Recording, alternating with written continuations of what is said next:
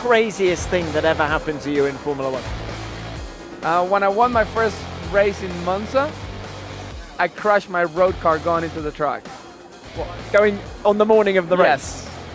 Tell us what happened. I got to the roundabout and the guy in front, I was second in line, and there was nobody coming. The car coming was a mile away, and I thought the guy was going to move, and the guy stopped. And I ran into the back of him.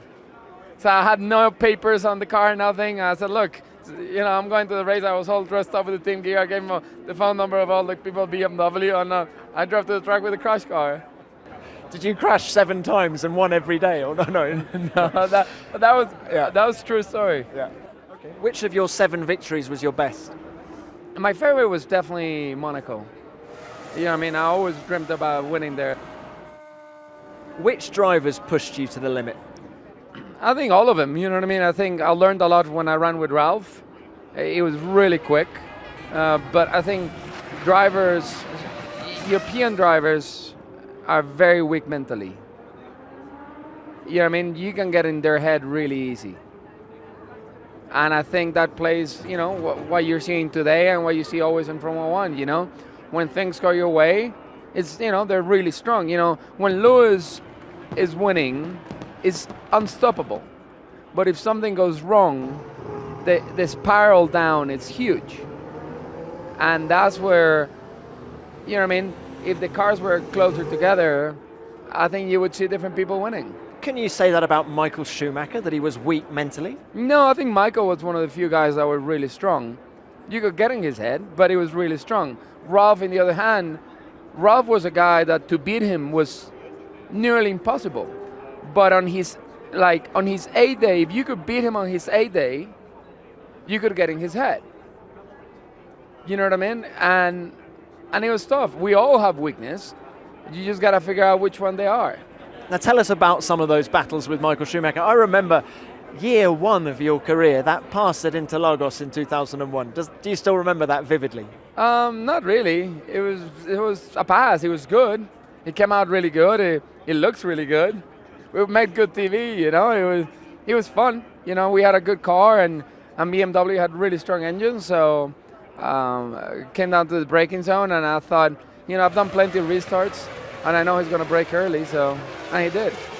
I was going down the straight, and I'm getting closer in the draft, and I'm thinking, please brake early, and he did.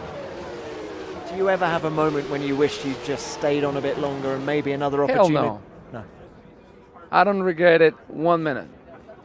You know what I mean? It would have been nice to finish that season because we had just come out with a new suspension that I think they ran there for a long time, that I developed, and I think we would run a lot better.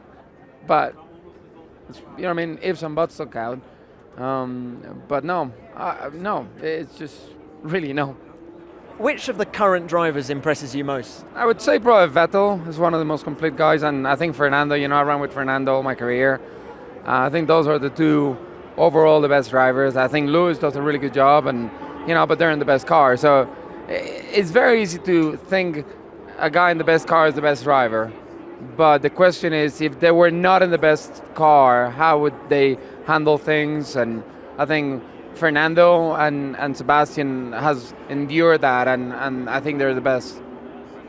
You were a driver who spoke his own mind, which brings me on to Max Verstappen. What do you think of him?